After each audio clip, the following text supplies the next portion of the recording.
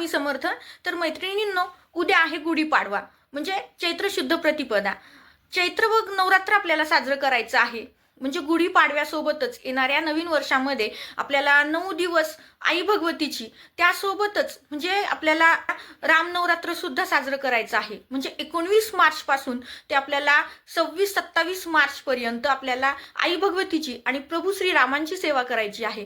तर प्रभू श्रीरामांची कोणती सेवा आहे, त्यासोबतच आई भगवतीच्या कुलस्वामिनीच्या कोणत्या सेवा आहेत, मग त्या नवरात्रीच्या 27 तारखेपर्यंतच का चैत्र पौर्णिमेपर्यंत आपल्याला सेवा करावयाच्या आहेत.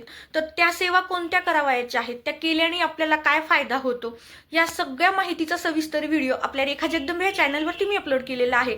आवर्जून व्हिडिओ स्किप न करता पहा आणि आपल्या चॅनलवरती नवीन असाल तर चॅनलला सबस्क्राईब करायला मात्र विसरू नका.